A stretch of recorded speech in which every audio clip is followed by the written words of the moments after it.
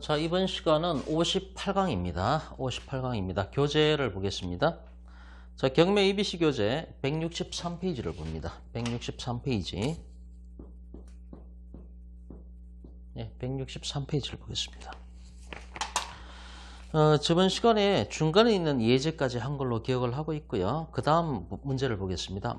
맨 밑에 있는 문제, 예제가 나와 있는데 강제경매 기입 등기가 말소 기준 걸린 경우 이렇게 되어 있습니다.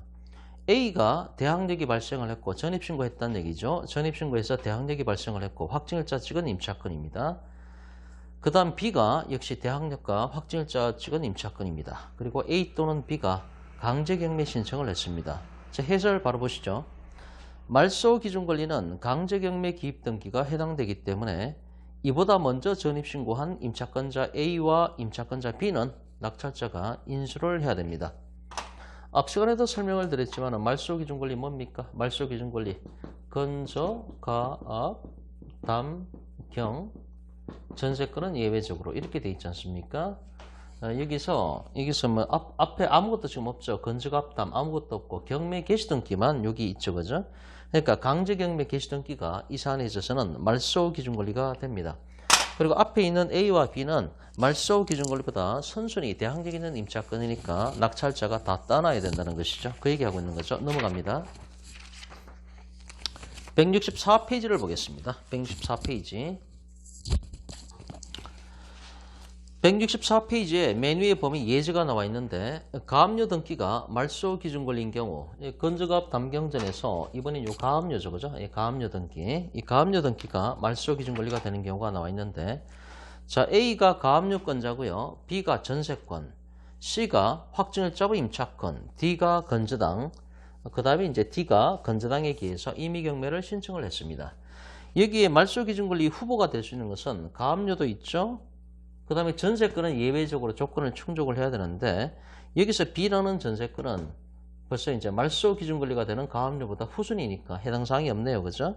건저당 같은 경우도 말소 기준 권리가 될 수가 있는데 어쨌든 시간 순서가 제일 빠른 것들이니까 이런 것들 중에서 시간 순서가 제일 빠른 게 말소 기준 권리가 되는 거니까 이 사건의 경우에는 가압류가 말소 기준 권리가 되겠죠. 해설. 말소 기준 권리는 가압류 A가 되고 낙찰자는 입찰 금액 이외에 추가로 인수해야 할 권리는 없다. 그러니까 이게 말소 기준 권리 그 밑으로 다 날아가는 거니까요. 물론 배당받을 게 있으면 돈은 배당받고 나갑니다. 그러나 권리 자체는 다 소멸하기 때문에 그래서 이제 낙찰자 입장에서는 가압류가 말소 기준 권리니까 그 밑으로는 다 신경 쓸 필요가 전혀 없는 거죠. 해설 두 번째, 다만 대위 변제 가능성이 있으므로 이를 확인해야 된다. 이렇게 돼 있고요. 만약에 가압류 A를 대위 변제한다면 말소 기준 권리는 건저당권 D가 되는 것이고 선순위 전세권 B와 그 다음에 임차권자 C는 낙찰자가 인수를 해야 된다. 이렇게 돼 있습니다.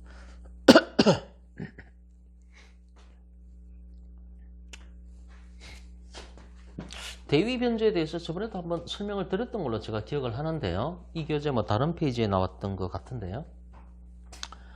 이 사건의 경우에 이제 가압류가 있고, 이건 잠깐 한 번만 더 설명을 드려야 되겠네요. 1순위가 가압류입니다. 가압류. 두 번째가 전세권이 들어가 있고요. 세 번째가 확증일자부 임차권. 네 번째가 건저당이 들어가 있습니다. 이 상태에서 이대로 간다라고 한다면 이 가압류가 바로 말소 기준 권리니까 가압류 날아가고 그 밑에도 다 날아가죠. 그러니까 낙찰자 입장에서는 인수할 권리가 없는 거죠. 자, 이렇게 스토리가 전개되면 제일 좋은데 만약에 이제 이 확증일자부 임차권, 이 확증일자부 임차권자가 만약에 이 가압류 채권자의 그 빚을 가압류 채권자의 그 채무가 되는 거죠. 그러니까 가압류를 당한 그 가압류 채무자의 빚을 대신 갚아준다라고 한다면 대위 변제하는 거죠. 대위 변제, 빚을 대신 갚았습니다. 그러면 가압류는 대신 빚을 갚았으니까 없어지겠죠. 그럼 이 상태에서는 말소 기준 권리가 뭐가 됩니까? 바로 이 건저당이 말소 기준 권리가 되는 거죠. 말소 기준 권리가 되는 거니까 이 전세권이라든가 확증일자부 임차권은 아까는 후순위 말소 기준 권리보다 후순위 권리였는데 이것을 이제 선순위 가압류 채권을 갖다가 대위 변제해서 빚을 대신 갚아줬으니까 가압류가 없어진 거죠. 그럼 이 상태에서는 말소 기준 권리가 건전하게 되는 것이니까 여기 있는 이 전세권자나 확정일자부 임차권자는 말소 기준 권리보다 선순위 대항력 있는 권리가 되는 거죠. 그러면은 이것도 인수를 해야 되고요. 낙찰자는 전세권도 낙찰자가 인수를 해야 됩니다. 이 얘기 하는 거죠. 그러니까 이걸 잘 봐야 된다는 얘기죠. 이런 경우가 발생하지 않나 봐야 된다는 것이죠. 해설 두 번째 줄 다시 한번 읽어보면요. 다만 대위 변제 가능성이 있기 때문에 이를 확인해야 한다. 만약 가압류 A를 대위 변제한다면 말소 기준 권리는 저당권 D가 되고 선순위 전세권자와 확정일자부 임차권은 낙찰자가 인수를 해야 된다. 이런 얘기입니다. 자, 방가로 2번 물건 분석, 양가로 1번 토지 이용 계획 확인서를 통한 분석이 나와 있습니다. 쭉 읽어보시고요. 오른쪽 165페이지. 165페이지에 보면은 동그라미 3번 군사 기진이 아니냐. 동그라미 4번 농지의 경우에 농업진흥지역 확인. 농업진흥지역 내에서는 농업생산 또는 농지개량과 직접 관련되지 않는 토지 이용 행위는 할 수가 없다. 농업진흥지역은 농업진흥구역과 농업보호구역으로 세분한다. 이제 이거를 왜 검토를 해야 되는가 하면은 그 농지가 경매 물건으로 나왔을 때 이제 그런 문제가 되는데요. 만약에 농지를 낙찰받는다. 농지는 어떤 것들이 있습니까? 전답 과수원이죠. 기본적으로. 전답 과수원. 이것이 농지가 됩니다. 농지가 되는데 이제 경매 공부를 저도 경매 공부가 아직 지식이 얕은데요. 경매 공부를 깊이 공부하게 되면 이 농지법을 또 정확하게 알고 있어야 됩니다. 그때 되면은 농업진흥구역이다, 농업보호구역이다 자세하게 공부할 기회가 되실 겁니다. 동그라미 5번 산지의 경우에 보전산지 확인 이렇게 돼 있는데 산지관리법에서 전국의 산지를 보전산지와 준보전산지로 구분했다. 마찬가지로 이제 경매 공부 깊이 하시게 되면은 이게 산지를 만약에 입찰 들어갈 때 역시 마찬가지로 산지관리법을 공부를 철저하게 하셔야 됩니다. 동그라미 6번 보시고요. 이게 동그라미 6번에 상수원, 수질보전 어쩌고 저쩌고 나와 있는데 여기도 경매 공부를 깊이 있게 들어갔을 때 경매 고수가 됐을 때 이 부분도 거리 제한이라든가 이런 부분들이 있습니다. 그때 좀 깊이 공부하게 될 겁니다. 동그라미 7번 토지거래 허가구역 확인. 토지거래 허가구역 내 일정 규모 이상의 토지거래는 시군구청장의 허가가 필요하다. 이렇게 한번 읽어보시면 되고요. 자, 그 다음에 이제 박스 질문. 토지거래 허가구역을 경매 응찰하고자 할 경우에도 허가를 받아야만 등기 이전이 가능하나요? 이렇게 되는데 해설. 동그라미 1번 경매로 토지거래 허가구역을 구역 토지를 매입할 경우에는 토지거래 허가를 받은 것으로 간주한다. 이런 얘기죠. 따라서 별도의 토지거래 허가를 받을 필요가 없다. 동그라미 2번 문제가 되는 것이 이 농지취득인데 농지취득 자격 증명원을 반드시 매각 결정기일까지 해당 경매계에 제출해야 된다. 농지증 제출해야 된다. 이제 그걸 얘기하는 거죠. 농지취득 자격 증명원은 매각기일에 낙찰받아서 최고가 매수 신고인이 되면은 법원에서 최고가 매수인 증명원을 발급받아서 관할 면업사무소에 가면은 농지증을 작성 제출하면은 실사를 거쳐서 검토 후에 발급해준다. 이런 얘기죠. 농지증을 발급받지 못하면은 법원에서 입찰 보증금을 몰수할 수가 있기 때문에 미리 발급 가능 여부를 확인하는 것이 좋다. 이런 얘기입니다. 이것도 수없이 말씀을 드렸죠.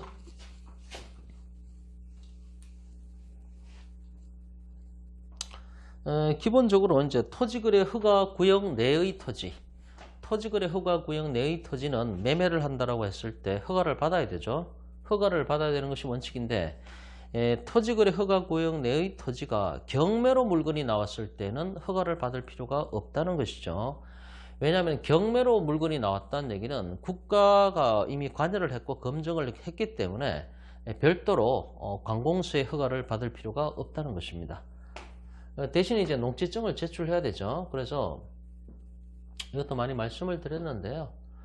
경매 신청을 들어가서 경매 개시 등기가 되고요. 그 다음 입찰길이 잡히죠.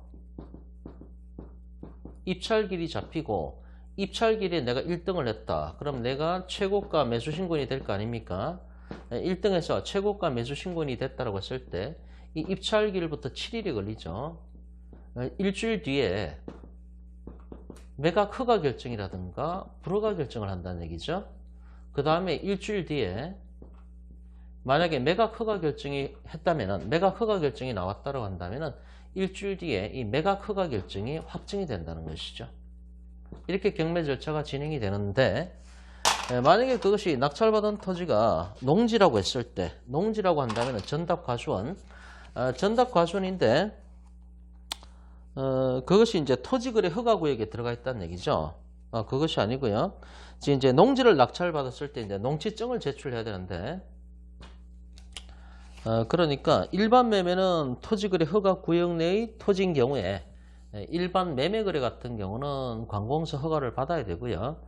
그런데 그것이 이제 토지거래 허가구역 내의 토지라 할지라도 그것이 경매로 물건이 나왔을 때는 관공서의 허가를 받을 필요가 없다는 얘기죠. 왜냐하면은 국가기관인 법원을 통해서 물건이 나왔으니까 별도로 뭐 국가 허가를 또 받을 필요가 없다는 취지가 되는 거죠.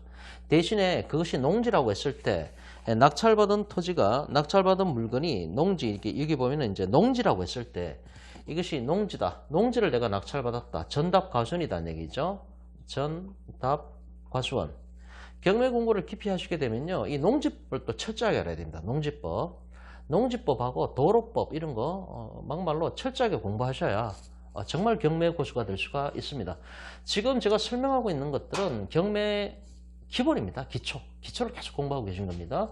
그런데 경매 기초를 이제 기본적인 공부를 끝내셔야 그 다음에 뭐 중급반으로 올라가든지 할 거 아닙니까? 이제 최고가 매수 신고인이 됐다. 근데 농지를 낙찰받았다. 그럼 요 기간이죠. 요 기간 이내에 농지증을 발급받아 가지고 경매계에 제출을 해야 됩니다. 요 날짜가 되기 전까지. 그러니까 요 7일이라는 시간밖에 없죠. 그러니까 미리 농지증이 발급되는지 안 되는지 그것도 알아보실 필요가 있습니다. 요즘은 전산상으로도 그걸 알아볼 수 있다고 그러더라고요. 그래서 요 일주일 기간 동안에 농지증을 발급받아서 제출해야 됩니다. 만약에 이 7일 이내에 그러니까 매각 허가 결정 내리지기 전까지 농지증을 발급받아서 경매계에다가 제출하지 않았다고 한다면은 이 입찰 보증금 몰수당합니다. 그 얘기 써놓은 거고요. 각주 읽어보시고요. 넘어갑니다. 166페이지. 토지이용 계획 확인원이 나와 있네요. 그죠? 예. 부동산 실무하시는 분들은 뭐 자주 보는 그런 것들이죠. 넘어갑니다. 167페이지. 167페이지에 보면은 그 박스 안에 보면은 토지이용 계획 확인서 기재사항이 나와 있는데요. 동그라미 1번에 국계법이 나와 있습니다. 줄여서 국계법이라고 얘기를 하죠. 그래서 나중에 혹시 이제 경매에 관심 있는 분들은 토지공법을 그러니까 기본적인 경매 공부를 하시고요. 자기가 고수가 되겠다라고 했을 때는 이 토지 부분을 공부를 해야 됩니다. 이 토지공법이라고 얘기를 하죠. 토지공법이라는 큰 테마 속에 이런 법률들이 다 들어가 있는데 여기에 나오는 중요 부분들은 다 공부를 하셔야만 정말 고수가 될 수가 있습니다. 국계법 정확하게 공부를 해야 되고요. 동그라미 2번 같은 경우에 3번에 나오는 건축법, 특히 건축법은 좀 퍼펙트하게 공부를 하셔야 되고요. 그 다음에 뭐 도시군 관리계획 알고 있어야 되고 5번에 나오는 농지법 공부해야 되고요. 6번에 공유수면관리법 이것도 어느 정도 공부를 하셔야 되고요. 7번에 내가 만약에 임야를 낙찰받는다고 했을 때 산지관리법 철저하게 공부하셔야 됩니다. 자, 이런 게 공부할 게 좀 많습니다. 자, 뭐 참고적으로 그렇게 알아두시면 되고요. 자, 2번. 경매 정보지를 통하여 확인하는 방법이 있는데 뭐 제시 외라는 건 설명 많이 드렸잖아요. 그래서 그대로 나오는 거죠. 한번 읽어보겠습니다. 제시 외라고 하는 것은 부동산 등기부에 표시되지 않고 그러니까 등기부에는 없어요. 등기부를 떼보면은 거기에는 그 창고라든가 이런 게 기재가 안 돼 있다는 얘기죠. 등기부에는 없는데 경매 정보지에는 표시가 되는 그 제시 외라는 것이 있다는 얘기죠. 동그라미 1번 제시 외. 제시외라 하면 부동산 등기부에 등기되지 않은 부분으로서 불법적으로 개량 또는 정축한 부분이 해당된다. 그러니까 등기부에 없는 거죠. 불법 정축을 했으니까. 판례는 제시외로 표시된 부분의 면적이 비교적 좁으면은 낙찰자의 소유가 된다. 제시외가 부합물 또는 종물에 해당될 경우에는 저당권의 효력은 저당 목적물의 부합물 및 종물까지 미친다는 그 규정에 의해서 민법 358조 저당권 실행으로 저당 목적물을 낙찰받을 경우에는 제시외까지 낙찰자의 소유가 된다. 이렇게 되어 있습니다. 이것도 뭐 자주 좀 설명을 드렸죠. 경매정보지 권리분석할 때도 뭐 누차 설명을 드렸던 거고요. 지금 나와 있으니까 한 번만 더 보겠습니다. 일단 경매정보지에 보면은 제시외라고 되어 있는데요. 제시외라고 되어 있는 것은 등기부에 기록이 없습니다. 왜냐하면 불법 정축하거나 불법 개축한 그런 뭐 허름한 창고라든가 지하실 이런 것들이기 때문에 등기부에는 없습니다. 그런데 현장에 가보면은 있다는 얘기죠. 허름한 창고라든가 지하실, 뭐 다락방 이런 것들이죠. 그럼 이것이 이제 제시외 건물인데 이 제시외 건물을 갖다가 입찰에 포함시킬 건가, 그러니까 경매에 포함시킬 건가 이런 문제죠. 그럼 등기부에는 없는데 현장에 가보니까 허름한 건물들이 있더라. 이것이 제시외 건물이 되는 건데 이 제시외를 갖다가 낙찰에, 그러니까 경매에 포함시킬 건가, 경매에 포함시킬 건가, 경매에서 제외시킬 건가 이 문제 아닙니까? 그럼 경매정보지 이런 것까지 다 등장을 하죠. 경매에 포함시킨다라고 했을 때는 경매에 포함시킨다는 얘기는 여기에 들어가는 것이 이제 주물, 종물 이론이 들어간다는 얘기죠.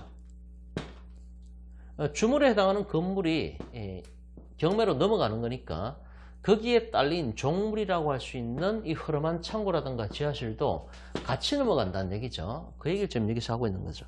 다시 보면은 판례는 두 번째 줄 제시외가 부합물 또는 종물에 해당될 경우에는 저당권의 효력은 저당 목적물의 부합물 및 종물에까지 미친다는 규정에 의해서 저당권 실행으로 저당 목적물을 낙찰받을 경우에는 제시외까지 낙찰자의 소유가 된다. 이런 얘기입니다. 그래서 건물이 있고 건물에 딸린 허름한 창고가 있다라고 했을 때 이건 등기부에는 기재가 안 돼 있죠. 이건 등기부가 당연히 있는 것이고요. 이것이 여기에 대해서 저당권이 설정됐다는 얘기죠. 이 저당권이 설정되고 만기 때 돈을 안 갚으니까 저당권자가 이 건물을 갖다가 주물에 해당하는 이 건물을 갖다가 경매 집어넣은 거죠. 그죠? 이렇게 경매로 집어넣었을 때 낙찰자가 등장을 하겠다. 이 낙찰자는 이 허름한 창고까지도 소유권을 취득을 할 수 있는가 이런 문제가 되는 것이죠. 그러니까 주물, 종물 이론에 의해서 이 저당권이 설정됐을 때 이 저당권의 효력, 이 저당권의 효력은 주물뿐만 아니라 그 종물에까지 미친다라고 하는 이 민법 358조 부합물 및 종물에까지 미친다는 민법 358조 규정에 의해서 저당권은 등기부상에는 이 건물, 주물에 해당하는 건물에만 이제 저당권이 들어갔지만은 그 종물에까지도 이 저당권의 효력이 미치는 것이니까 이 종물까지도 같이 이 경매로 넘어간다 이런 얘기입니다. 뭐 어려운 얘기는 아니고요. 그 다음에 이제 동그라미 2번. 그래서 동그라미 2번 부합물과 종물 바로 위에 보면은 저당권 실행으로 저당 목적물을 낙찰받을 경우에는 제시 외까지 낙찰자의 소유가 된다. 주물, 종물 이론이 개입이 된 거죠.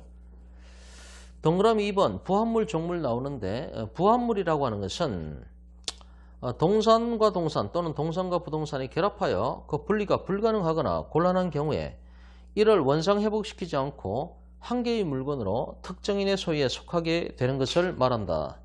그 다음 종물은 주물의 일상적인 이용에 이바지하는 관계에 있어야 하고 주물 그 자체의 경제적 효용을 다하게 하는 것을 말한다.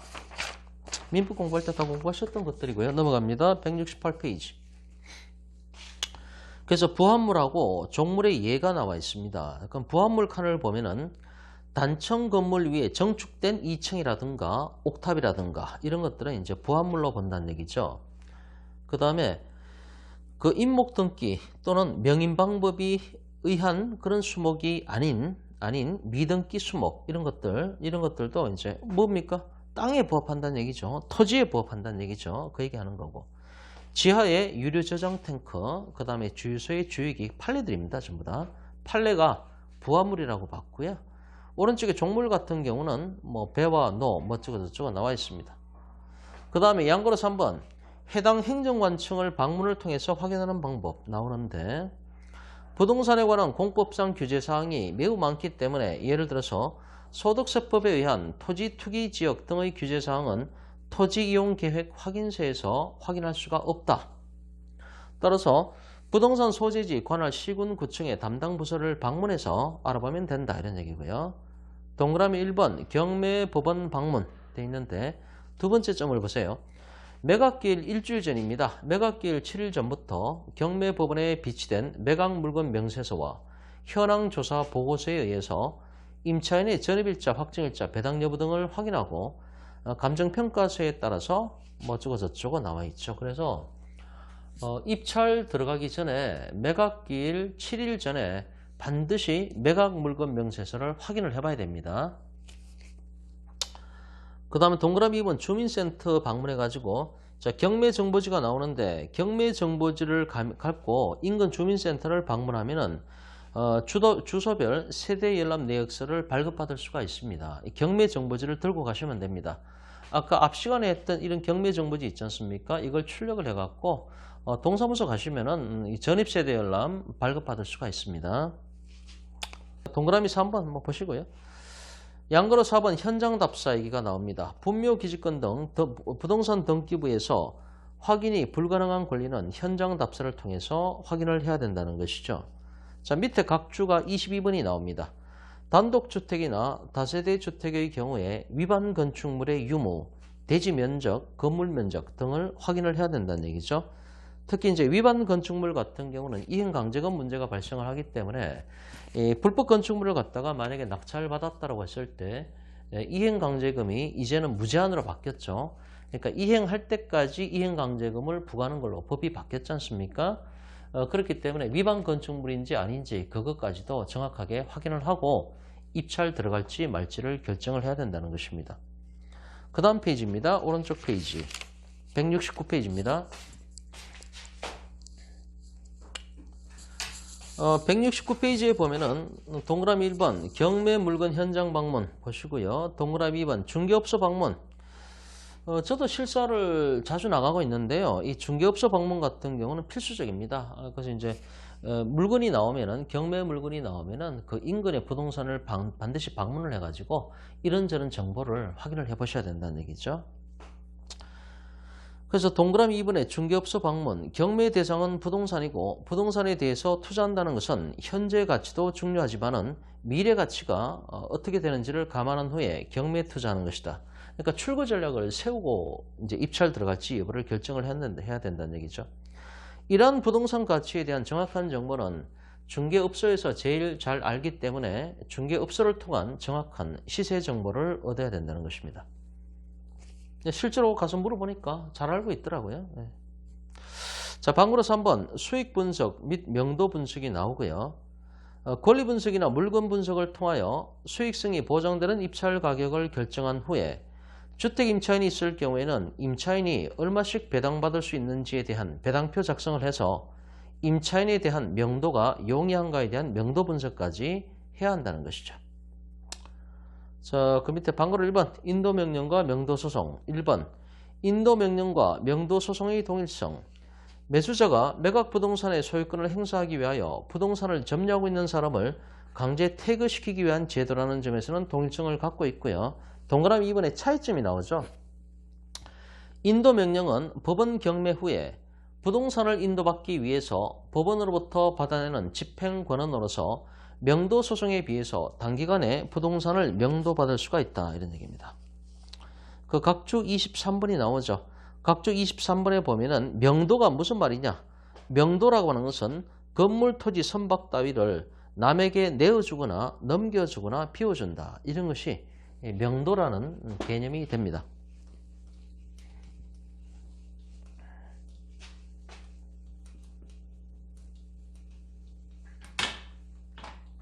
명도할 때 이 명자는요, 밝을 명자를 씁니다.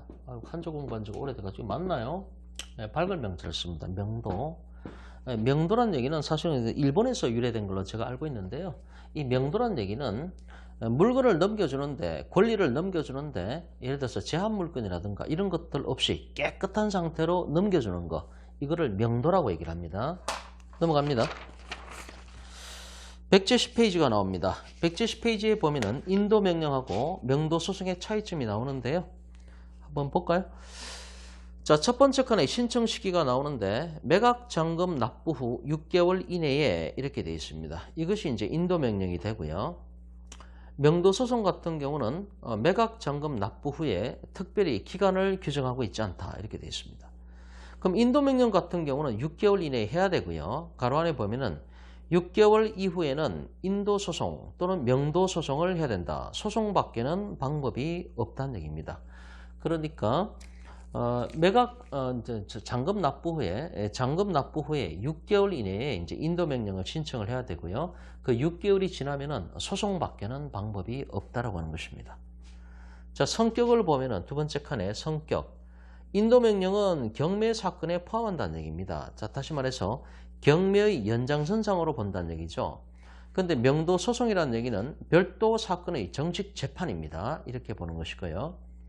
신청 대상은 소유자, 채무자 및 불법 점유자 가로 안에 경매 개시결정 기입 등기 이후에 점유자와 대항력이 없는 점유자가 그 대상이 됩니다. 낙찰받은 다음에 거기에 살고 있는 사람이 있을 때 나가라고 하는 거죠. 인도명령. 대신에 여기서 이제 포인트로 잡아야 될 건 뭔가 하면은 대항력이 없는 점유자입니다. 대항력이 없는 점유자를 내보내야 될 때는 그때는 인도명령을 신청해야 되는 거죠. 인도명령의 그 대상자는 대항력이 없는 임차인입니다. 근데 이제 만약에 명도소송을 제기한다고 했을 때 명도소송의 그 대상은 대항력이 있는 임차인입니다. 이걸 좀 구분하시면 좋겠습니다. 그래서 그 신청 대상의 오른쪽에 명도소송을 보면은 세입자라든가 그 다음에 이제 무상 점유자가 있는데 가로 안에 경매 개시결정 등기 그 이전의 점유자가 된다는 얘기죠. 그래서 여기 헷갈리는 부분 이 부분인데요. 대항력이 없는 임차인은 나가야 되는 거죠. 나가야 됨에도 불구하고 버티고 있다는 얘기니까 가장 간편한 인도명령의 대상이 되는 거고요. 대항력이 있는 임차인이라는 얘기는 뭐 대항력을 갖고 있는 사람이니까 함부로 못 내보내죠. 그러니까 인도명령이 아니라 정식 소송을 거쳐야만 내보낼 수가 있다 이런 얘기입니다. 요거 두 개만 좀 구분하시면 좋겠습니다. 자, 신청 방법 보면은 인도명령은 인도명령 신청서를 작성해서 담당 경매계에 접수하면 되는 것이고 오른쪽에 명도소송 같은 경우는 해당 법원에 명도소송의 소제기와 동시에 점유 이전 금지 가처분 신청을 하는 게 좋다는 얘기죠. 이는 명도소송에서 승소 판결을 받았다 하더라도 그 사이에 점유자가 다른 사람으로 바뀌면은 집행불능 상태에 빠질 수가 있기 때문이다. 그래서 만약에 이 명도소송을 제기할 때에는 여기 나오듯이 점유 이전 금지 가처분을 먼저 같이 들어가야 된다는 거죠.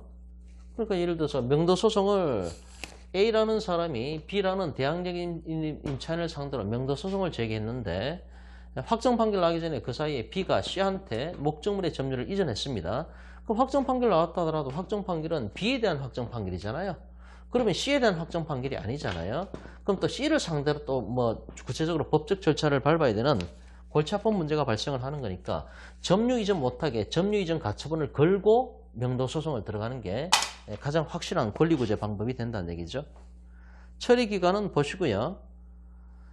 밑에 집행 과정을 보면은 인도명령 대상자가 소유자, 채무자일 경우에는 신문 없이 명령하지만은 임차인일 경우에는 반드시 신문 후에 명령한다. 낙찰자의 특별 승계인은 인도명령을 신청할 수가 없다. 이렇게 돼 있고 오른쪽에 정식 재판에 의해서 직접 신문하고 입증자료, 정인신청 등을 종합 참작하여 판결한다. 자, 구비조건. 구비조건은 송달 확정 정명은 오른쪽에는 집행력 있는 정본.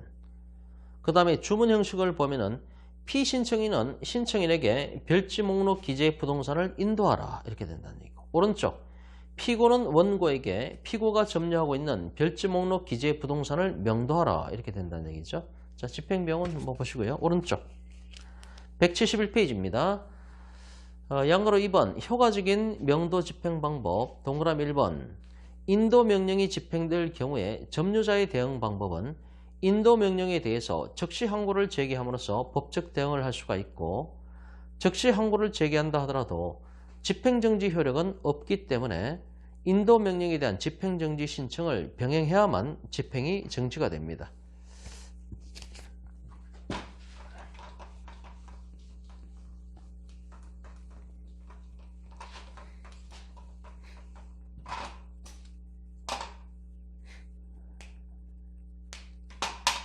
자, 동그라미 2번 매수자 측면의 최선책. 뭐 이사비 주는 게 좋지 않냐? 좋은 게 좋은 거라고. 세 번째 줄에 정상적인 퇴거가 가능하도록 대화로 문제를 해결하는 것이 가장 좋은 방법이다. 뭐 이런 얘기를 하고 있습니다.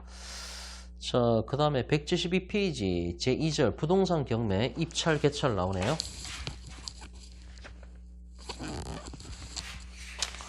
자, 여기서 문제를 좀 풀도록 하겠습니다. 뒤로 가가지고요. 몇 페이지를 보시는가 하면요. 180페이지는 했던 걸로 제가 기억을 하고 있습니다. 그래서 오타 있는 부분 다 지적을 해드렸죠. 180페이지 넘어가고 182페이지 182페이지도 예전에 한번 좀 했던 것 같은데요. 한 번만 더 해볼까요? 지금 182페이지 한번 보겠습니다. 했는지 안 했는지 정말 정확하게 기억이 안 나네요.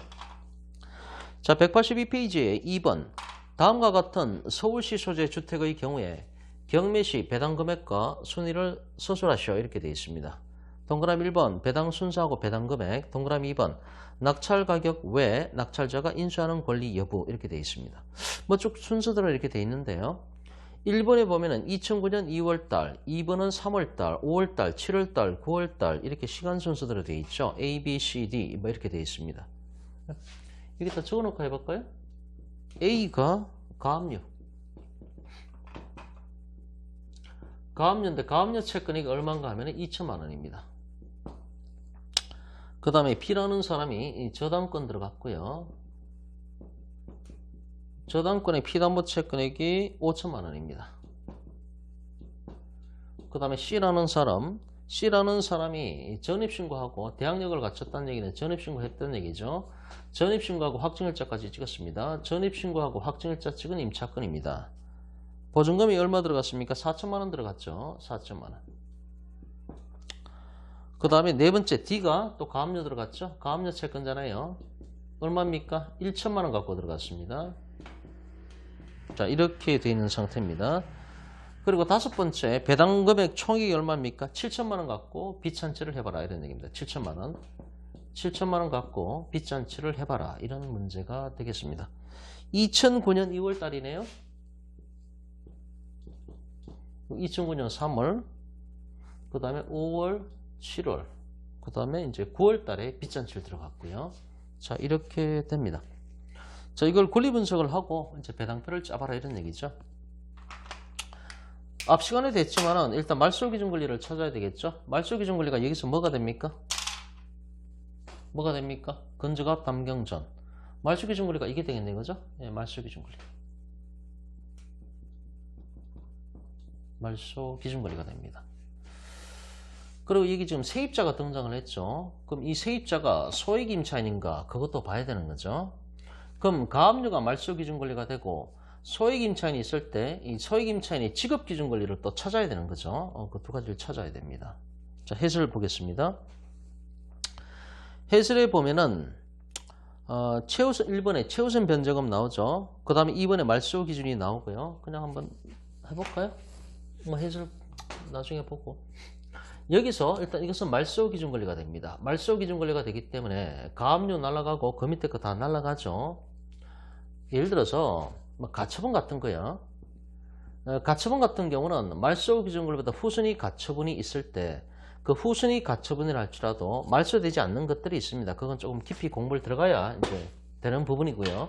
하지만 여기는 이상한 권리가 그런 뭐 복잡한 게 없습니다. 없기 때문에 이 가압류가 바로 말소 기준 권리가 되는 거고, 이 가압류가 날아가고, 그러니까 낙찰되면요, 가압류가 날아가고 그 밑에 거 다 날아갑니다.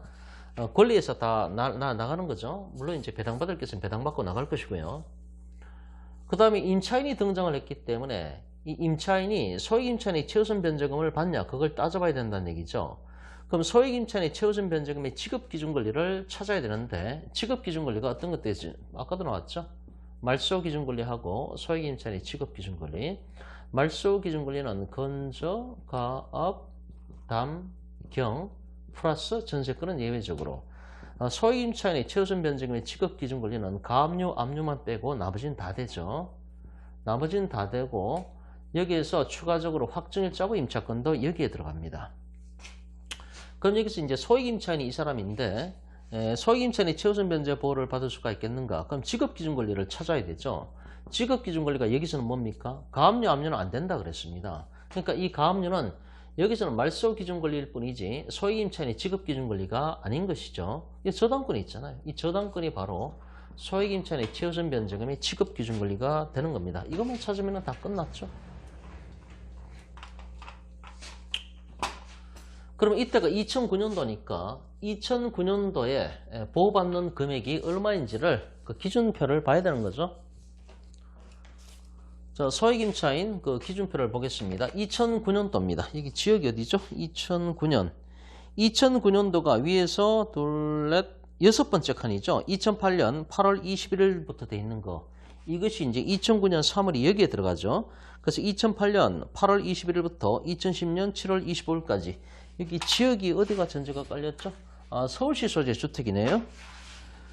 서울시 소재 주택이니까 첫 번째 칸에 나오는 수도정비계획법 중 과밀억제권역 여기에 들어가는 거죠. 6천에 2천이네요. 그럼 여기서 6천에 2천까지 소액임차인의 최우선 변제 보호를 받는다 이렇게 되어 있습니다. 이거 두 가지만 나오면은 뭐 다 해결됐다라고 봐야 되죠.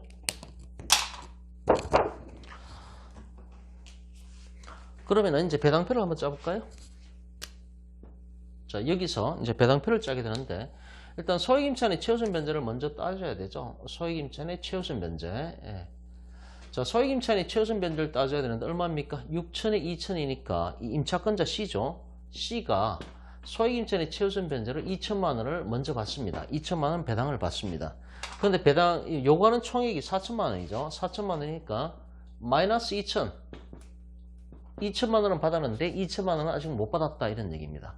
그 다음에 우선변제권 싸움에 들어가는 것들 한번 골라볼까요? 여기는 뭐 조세나 공과금은 없습니다. 그리고 임금채권도 없죠. 그럼 우선변제권에 들어가는 것들을 골라보면은 일단 저희가 많이 봤던 게 뭡니까? 이 저당권이 들어가죠. 저당권이 있고 그 다음에 들어간 게 확정일자부 임차권이 들어가죠. 확정일자부 임차권. 이 확정일자부 임차권 같은 경우는 4천만 원 받아야 되는데 여기서 2천만 원 받았으니까 우선변제권 싸움에 들어갔을 때는 2천만 원만 받으면 되겠죠. 저당권자는 얼마를 요구하고 있습니까? 5천만 원 요구하고 있죠. 그 다음에 가압류 채권자가 있죠. 그죠? 가압류 채권자 D. 가압류 채권자 D가 있고요. 알파벳 쓸까요? 확정일자는 C. 저당권자 B. 가압류 채권자가 1천만 원을 요구하고 있습니다. 1천만 원. 근데 맨 선순위가 누굽니까? 또 A 가압류권자가 있죠. 그죠? A 가압류권자. A 가압류권자가 뭡니까? 2천만 원이죠. 2천만 원. 자, 이렇게 이제 시간 순서대로 이렇게 됩니다. 이렇게 되는데 그러면 이제 이렇게 됐을 때 이 가압류 채권은 채권입니다. 채권. 그 다음에 저당권은 물권입니다. 그러면은 이걸 치우고 여기 한번 써보겠습니다.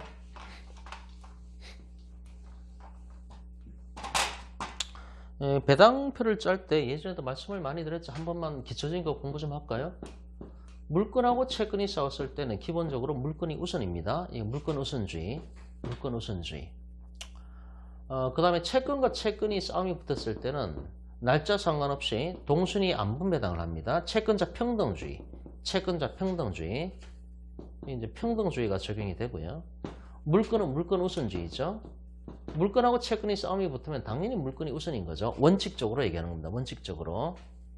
그리고 확정일자 찍은 임차권, 확정일자부 임차권 같은 경우도 전입신고하고 확정일자까지 찍었을 때는 물권화 경향에 의해서 배당에 있어서는 물권처럼 취급을 합니다. 그렇게 이제 상식적으로 알아두시면 되는 거고요. 문제가 되는 게 뭔가 하면은 채권이 선순위고 물건이 후순인 경우 이걸 봐야 되는 거죠. 이 사건의 경우에 이렇게 된 거 아닙니까? 그러면은 치우고 배당에 있어서 첫 번째 채권이 먼저 나왔고 선순위 채권이 나오고 두 번째 후순위 물건이 나왔을 때 이럴 경우에는 누차 설명드렸듯이 선순위 채권하고 후순위 물건이 있을 때는 동순위 안분배당이 됩니다. 동순위 안분배당. 이거를 설명하는 방식은 여러 가지 설명 방식이 있습니다. 여러 가지 설명 방식이 있는데 또 하나의 설명 방법이 뭔가 하면은 채권에 대해서 가압류 채권 같은 경우는 가압류를 들어갔을 때 이 가압류는 처분금지효가 있거든요. 이 처분금지효 때문에 동순위 안분배당을 하게 된다. 이것이 사실은 이제 법적인 관점에서는 이렇게 설명하는 게 가장 정확한 방법입니다. 어쨌든 선순위 채권이 있고 후순위 물건이 있을 때는 동순위 안분배당을 한다는 것이죠. 그럼 이 사건을 보면은 A, B 하나씩 비교해 봅니다. A, B 관계를 비교해 보고 그 다음에 A, C 관계, A, D 관계를 비교해 봅니다. 그럼 A, B 관계를 비교해 보면은 A가 선순위 가압류 채권이고 B가 후순위 물건이죠, 그죠? 그러면 동순위 안분배당을 하게 됩니다. 동순위니까 같은 등수에 드는 거죠. AC 관계를 보면은 A가 선순위 가압류 채권이고 C가 확정일자 찍은 임차권이죠. 확정일자 찍은 임차권 같은 경우는 아까도 말씀드렸듯이 이 배당에 있어서는 물건화가 됐기 때문에 물건처럼 취급을 하는 거죠.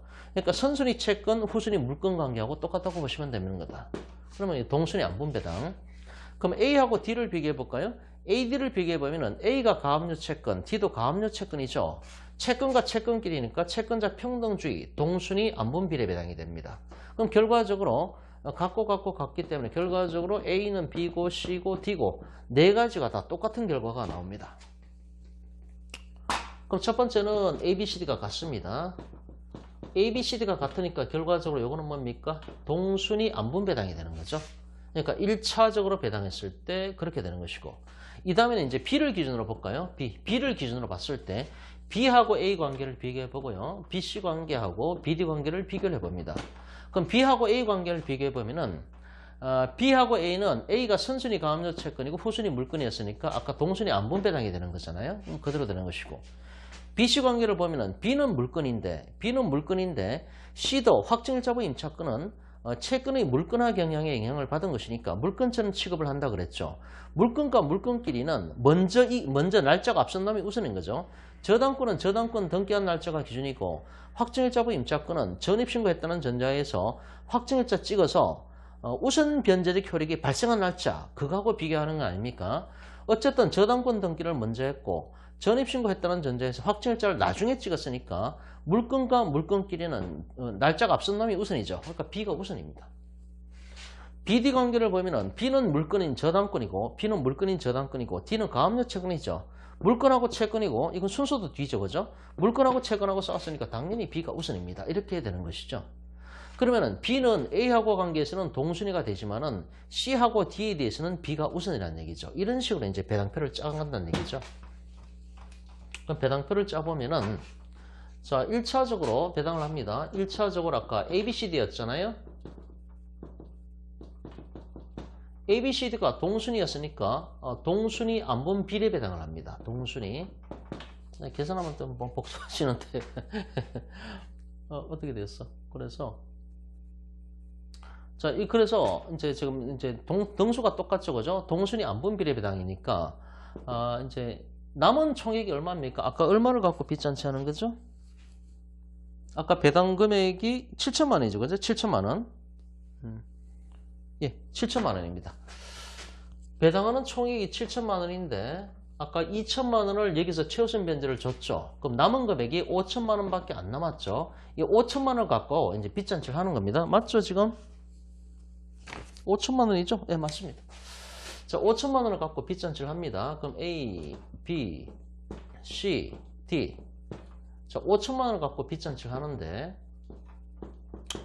그럼 5천만 원 갖고 곱하기를 해야 되는 거니까요. 이 곱하기를 들어가죠. 이렇게. 안분 비례 배당할 때. 다시 이제 총액은 7천만 원 갖고 빚잔치를 해야 되는데 소액임차인이 최우선 변제를 해서 2천만 원 줬죠. 남은 게 5천만 원이니까 5천만 원을 갖고 여기서 이제 순위 싸움을 벌이고 있는 거죠. 그럼 5천만 원, 5천만 원 이렇게 쭉 나열하시고 곱하기 분모분의 분자가 들어가야 되는데 A가 요구하는 게 얼마입니까? 2천만 원. 2천만 원 쓰시고요.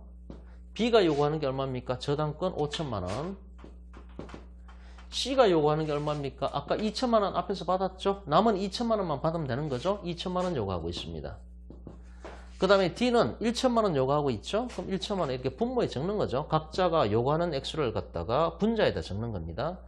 그 다음에 분모에는 이 네 가지를 다 합쳐야 되죠. 5, 6, 7, 8, 9, 10. 1억이네요. 그죠? 이건 네 가지 다 합치면 1억 원이 나옵니다. 1억 원을 분모에다 쓰는 겁니다. 이렇게 해서 계산하면 액수가 나오겠죠. 그죠? 액수가 나옵니다. 그럼 이것이 이제 안분 비례 배당한 액수가 되는데 여기서 A는 배당을 받았기 때문에 배당받고 떨어져 나갑니다. 그럼 A는 가압류 채권은 배당받고 나갔습니다. 이렇게. 자, 그 다음에 보니까 이제 B, C, D가 남았는데 아까도 이제 B를 기준으로 설명을 했지 않습니까? B는 A하고는 동순위 안분 배당이 되는데 B는 아까 C보다는 우선이고 그죠? 얘는 등기한 날짜가 확정일자 찍은 날짜보다 앞섰잖아요. 그러니까 당연히 B가 우선이죠. BD하고 비교를 해보면 B는 물권자인데 아까 B가 저당권자 아닙니까? 그리고 D는 가압류 채권자잖아요. 물권하고 채권이니까 당연히 물권이 앞서죠. 그런데 그러니까 이제 B는 물권이니까 물권 우선주의를 주장한다는 얘기입니다. 그럼 여기서 또 등수를 매겨야 돼요. 첫 번째 1차 배당할 때에는 A를 기준으로 봤을 때는 동순위 안분 비례 배당이 나왔지만은 그 다음에 A는 여기서 이제 돈 받고 배당받고 나갔죠. 그럼 B, C, D가 남았는데 B를 기준으로 보니까 B는 C보다도 우선이고 마찬가지로 D보다도 우선이라는 얘기죠. 그리고 이게 저당권입니다. 물권이죠. 물권 우선주의.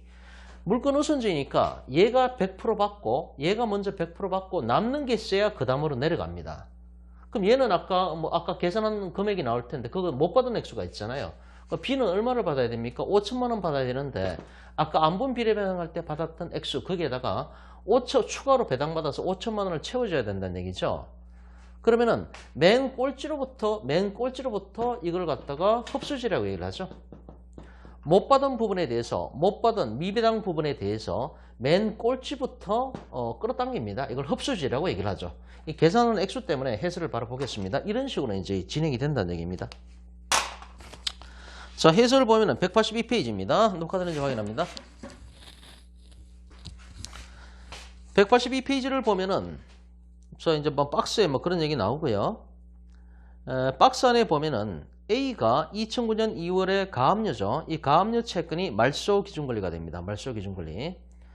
B는 저당권이 되는데 C가 대항력 있는 임차권이 등장을 했죠. 여기서 B라고 하는 이 저당권이 소액임차인의 최우선 변제금의 지급 기준 권리가 되는 겁니다. 지급 기준 권리. 아까 뭐 6천에 2천이었습니까? 2천만 원을 최우선 변제 받는 거죠.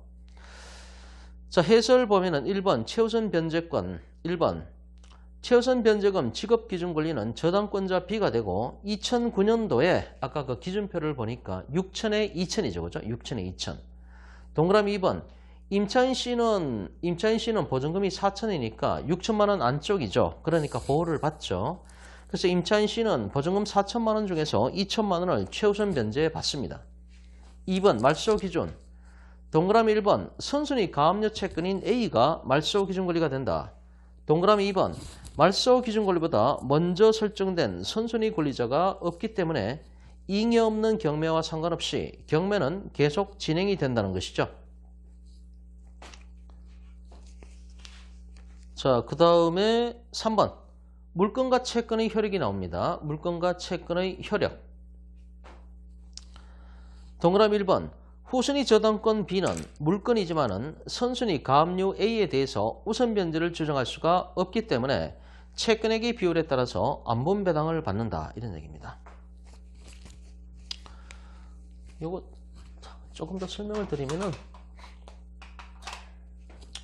1순위가 채권이 있고요. 뭐 가압류 채권이 됐든 압류 채권이 됐든 이 순위가 물건이 돼 있을 때 통상적으로 이제 이런 식으로도 많이 설명을 합니다. 1순위 채권 같은 경우는 얘는 채권이죠. 가압류 채권이죠. 하지만 가압류 등기를 먼저 했다는 얘기, 1등으로 했다는 얘기입니다. 그래서 이제 가압류 채권이 자기가 먼저 배당을 받아야 된다라고 얘기를 하는 거죠. 근데 2순위 저당권 같은 물건 같은 경우는 등기는 나중에 했죠. 등기는 나중에 했지만은 얘는 물건이니까. 그리고 얘는 채권이니까 물건 우선주의를 주장하는 거죠. 물건 우선주의. 근데 채권 같은 경우는 우선권이 없는 거죠, 원래. 왜냐면 채권자는 평등주의가 지배하는 것이니까요. 그러니까 각각 자기가 먼저 배당을 받아야 된다고 주장을 하니까 동순위 안분 비례 배당을 한다. 이렇게 이제 결론이 나오는 거죠. 또 하나의 설명 방법은 아까도 말씀드렸듯이 이 가압류 채권을 통해서 가압류를 하게 되면 처분 금지효가 발생을 합니다. 처분 금지효. 처분 금지효가 발생을 하니까 결과적으로 이제 동순위 안분 비례 배당을 하게 되는 그런 결과가 나오기도 합니다. 가만있어 봐. 어디를 했죠? 예. 그래서 오른쪽 페이지 183페이지. 183페이지에 보면은 맨 위에 동그라미 2번. 물건의 우선적 효력에 의해서 물건은 채권보다 우선 변제를 받고 시간적으로 앞서 성립한 물건은 뒤에 성립한 물건에 우선한다. 이런 얘기입니다. 그러니까 물건의 우선적 효력이 있으니까 채권은 평등주의가 지배하고요. 물건하고 이렇게 채권이 싸움이 붙으면 물건이 이긴다는 얘기죠. 기본적으로 원칙적으로 그렇다는 얘기고, 그 다음에 이제 물건과 물건끼리 결합을 했을 때는 싸움이 붙었을 때는 등기 먼저 한 놈, 시간적으로 빠른 물건이 나중에 한 물건보다도 우선이다. 이런 얘기죠. 그 기본적인 걸 얘기하는 거고요. 배당 순서는 저당권 B, 그 다음에 이제 임차인 C, 가압류 D가 된다. 이런 얘기입니다. 그러니까 1차적으로 동순위 안분 비례 배당을 하고, 그럼 A는 돈 받고 떨어져 나갔죠. 그럼 B, C, D가 남았는데, B는 저당권이 물건이 되고, 그 다음 C는 확정일자부 임차권이죠. 확정일자부 임차권도 배당에 있어서는 물건화가 됐기 때문에 물건처럼 보시면 됩니다. D는 가압류 채권이죠. 그죠? 이렇게 된 거죠. 그럼 물건과 물건끼리는 등기 빨리 한 놈, 확정일자 늦게 찍었죠. 그죠? 그러니까 등기를 먼저 한 놈이 우선이고요. 물건하고 채권은 당연히 물건이 우선이죠. 이런 식으로 이제 진행이 된다는 얘기죠. 그 얘기하는 거죠. 그래서 배당 순서는, 그러니까 1차 배당은 동순위 안분 배당이 되는 거고, 동순위 안분 비례 배당을 해서 배당표가 짜졌죠. 거기서 A는 돈 받고 나갔죠. 그 다음에 2차 배당 들어갔을 때, B, C, D가 남았을 때는 이제 2차 배당이 되는 건데, 2차 배당할 때 배당 순서는 B가 먼저 받고, 100% 받고 남는 게 있을 때 C가 받고, C가 100% 받고 남는 게 있을 때 D가 배당을 받는다. 이런 얘기를 하고 있는 거죠. 그 다음에 4번의 배당 순서, 동그라미 1번. 아까 한 뭐 그런 얘기입니다. A, B, C, D가 똑같다 결과적으로. 이런 얘기를 하는 겁니다. 동그라미 1번에 가압류 A하고 저당권자 B는 동순위 안분 배당이죠. 그래 같다라는 표시가 되어 있습니다. 그래서 이제 뭐 복잡한 이론 같은 거 생각할 필요가 없이 그냥 선순위 채권하고 후순위 물건은 동순위 안분 비례 배당한다. 이렇게 기억하시면 됩니다. 그래서 A, B가 같고요. A, C도 같죠. A가 가압류 채권이고 시간이 깜짝 놀라겠네요. 그 다음에 가압류 A하고 임차권 C는 채권과 채권끼리 아니라 그 임차권자 C는 확정일자부 임차권이죠. 채권의 물건화 경향에 의해서 물건처럼 취급을 받습니다. 그런데 역시 이제 선순위 가압류 채권하고 후순위 물건 관계에 있어서는 동순위 안분 비례 배당을 하는 거죠. 그래서 A, C도 같은 거고요. 가압류 채권자 A하고 가압류 채권자 D는 둘 다 채권이니까 역시 동순위 안분 비례 배당이 되는 것이고요. 결과적으로 A, B, C가 같습니다. A, B, C가 같으니까 안분 배당을 받는 거죠. 그래서 이제 7천만 원 중에서 2천만 원을 최우선 변제금으로 배당을 해줬고 남은 게 5천만 원이니까 5천만 원을 갖고 빚잔치를 하게 되는데 5천만 원 곱하기 밑에가 분모가 1억이 들어갔었죠. 분모가 1억이고 분자에는 각각 요구하는 액수를 기재하는 거죠. 이런 식으로 해서 오른쪽에 보면은 1,000만 원, 2,500, 1,000만 원, 500만 원 이렇게 됩니다. 그럼 여기서 이제 BCD를 좀 지울까요? A는 돈 받고 떨어져 나갔습니다. A가 아까 얼마 받았습니까? 여기서 1,000만 원, 1,000만 원. B, C, D. B가 2,500만 원. C가 1,000만 원. 그 다음에 D가 500만 원이네요. 여기서 A는 1,000만 원 받고 떨어져 나갔습니다. 근데 그 다음에 B, C, D가 남았죠. 근데 B는 저당권이었잖아요. 물건이었잖아요. 얘는 C는 확정일자부 임차권. 그 다음에 얘는 가압류 채권이었잖아요. 물건 우선주의 때문에 얘가 또 100% 받아야 됩니다. 근데 얘는 원래 얼마를 요구했습니까? 저당권자는 5천만 원을 받아야 되는 거죠. 5천만 원을 받아야 되는데 1차 배당할 때 동순위 안분 배당할 때 2,500밖에 못 받았죠. 추가적으로 얼마를 받아야 됩니까? 2,500을 더 받아야 됩니다. 그럼 2,500을 누구한테 받아야 됩니까? 얘네들 C하고 D가 1차 때 안분 비례 배당한 액수 여기서 2,500을 끌어당겨야 된다는 얘기죠. 그럼 끌어당길 때 맨 꼴찌에 있는 D부터 끌어당깁니다. 그러니까 D가 받은 500만 원을 갖다가 흡수합니다. 이걸 흡수주의라고 얘기를 하는 거죠. 근데 500만 원 받아봐야 이게 2,500이 충족이 안 되죠. 그 다음에 C 것도 끌어당긴다는 얘기죠. 흡수를 합니다. 그럼 결과적으로 1,500만 원을 더 받죠. 그죠? 그래도 얘는 얼마를 못 받았습니까? 1,500만 원을 흡수하고 나서도 마이너스 1,000이 났죠. 그죠? 1,000만 원 못 받았죠. 그죠? 그리고 C하고 D는 지금 남는 게 없죠. B한테 다 뺏기고 남는 게 없죠. 빵원입니다. 빵원. 이렇게 해서 배당이 끝나는 것이죠. 해설 한번 보겠습니다. 이렇게 돼 있나요? 한번 볼까요? 183페이지를 보고 있습니다. 183페이지 중간에 동그라미 2번. 선순위 물건은 그러니까 동그라미 1번이 4번의 배당 순서에 있어서 동그라미 1번이 아까 1차 배당, 동순위 안분비례 배당을 한 거고요. 그러면서 A는 돈 받고 떨어져 나갔고 동그라미 2번부터가 이제 B, C, D가 남았을 때 어떻게 할 건가 이런 얘기입니다.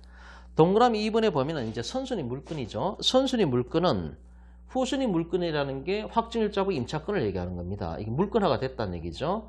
선순위 물건은 후순위 물건에 비해서 먼저 등기했으니까 얘가 우선이고 그 얘기하는 거죠. 그 다음에 후순위 채권에 대해서 선순위 물건은 후순위 가압류 채권보다도 당연히 물건이니까 얘가 우선인 거죠. 그죠? 그러니까 B는 물건 우선주의를 주장하고 있는 겁니다. 따라서 동그라미 2번 선순위 물건은 후순위 물건 C와 그리고 후순위 채권 D와 이런 것들에 대해서 흡수 배당을 한다는 얘기죠. 1차 때 2,500을 받았으니까 못 받은 2,500을 얘들로부터 흡수한다는 얘기죠. 그래서 제일 꼴찌로부터 흡수하고 그래도 부족하면은 그 다음 사람한테 또 흡수하고 이런 식으로 이걸 흡수라고 얘기해요. 흡수주의라고 얘기를 하죠. 흡수 배당을 하여 자신의 채권을 충족한다는 얘기입니다.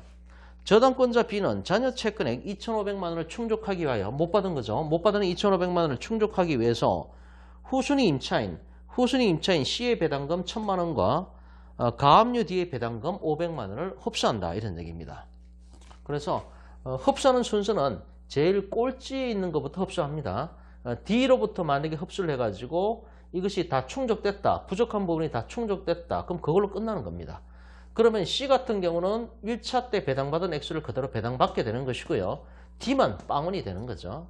근데 이 사건 같은 경우는 2,500을 채우려면은 D가 받은 500만 원도 끌어당겨야 되고 C가 받은 게 아까 1,500이었습니까? 그것도 끌어당겨야 되는 거죠.